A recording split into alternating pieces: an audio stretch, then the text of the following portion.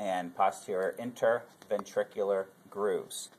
And the anterior comes more at an angle like this, right? So if the heart's like that, it comes more at an angle like that.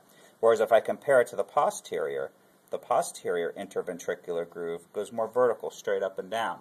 So right off the bat, once you get used to looking at that, it's easy to say, oh, now I'm looking at the posterior surface of the heart, and there's the anterior surface of the heart.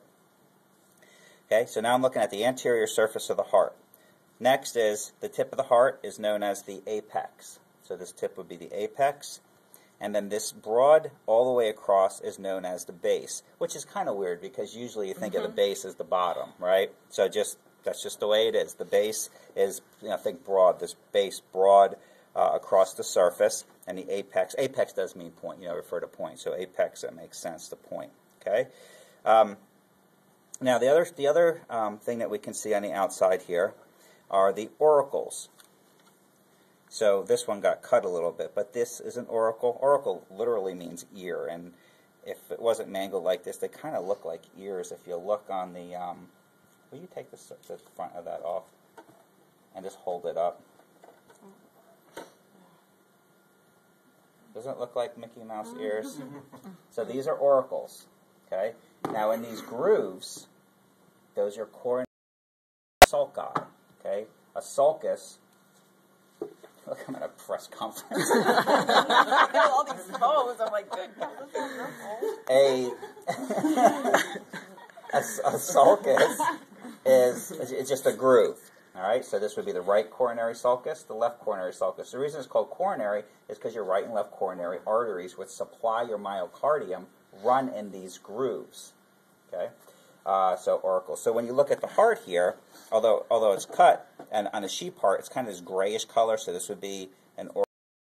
Looking right now, you're looking at the anterior, so this would be the left auricle, and then over here would be the right. And again, it's kind of, the heart got a little squished, okay?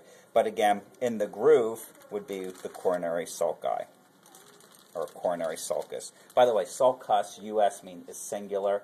Sulci, if it ends in I, is plural. So I would say right coronary sulcus, or left and right coronary sulci. So that's where those words come from. Okay, so on the outside, that's pretty much all I would expect you to see on the outside. So then atrium. I'm sorry, the auricle and atrium. Okay, so the auricle is actually an external extension of the atria. Okay, and also atria is plural, atrium is singular, right? So I would say, just to confuse you more, and it's your fault when everybody gets confused, the left auricle is an external structure and increases the surface area of the left atrium. So atrium is on the Atrium is a chamber. Yep. Okay, so, everybody go with that? Okay, so now I open it up. Now, on a test, you might just have one half laying there, and I might say, okay, well, go ahead and, name that chamber, right? Well, the first thing I do is you figure out, left or right, what is it? So, what I would tend to do to orient yourself is, this is a very big, thick, obvious structure, right? What is this structure? This is the interventricular septum. Now, I-N-T-E-R, means in between. Interventricular, it must separate the ventricles, which means that this space over here must be a ventricle, and then this space over here must be a ventricle. That's the purpose of the interventricular septum. You don't want the blood in these ventricles mixing, right? Because one side is oxygenated, the other side's not. So you need this to separate that. Now, so the next thing is, got to figure out, okay, now I know these are the ventricles, but what's the left and the right? Well, if you look, you can see, look how thick this side is compared to this side. And so the left is much thicker, right, which we talked about earlier. So now, this left ventricular wall is much thicker than the right ventricular wall. So I know that all of this is the left ventricle, all of this is the right ventricle. Okay? So now I'm much more oriented to what I'm looking at. Then I see some other obvious structures. I see these chordae tendineae. Now in lecture we'll talk about what they do. Well, structurally, chordae tendineae attach up to the valves Now, which valve? See that flat structure? Okay, which valve is that? I know it's the bicuspid because it's on the left side, which I already established before. All right. So the chordae tendineae attach up to the valve and then down to papillary muscles. So papillary muscles are little bumps in the ventricle which attach the chordae tendineae. Okay, so chordae tendineae attach from the valve down to the papillary muscle. Again, in lecture we'll talk about how all of that works. So on the right side, I have the same exact thing. It's the same exact thing. So I can see the valve, right? What valve is that? That flat piece. That's the tricuspid. I see the chordae tendineae, and I see papillary muscle. So it's exactly the same on both sides. Above the valve, I'd find a space. What would be the chamber above this valve?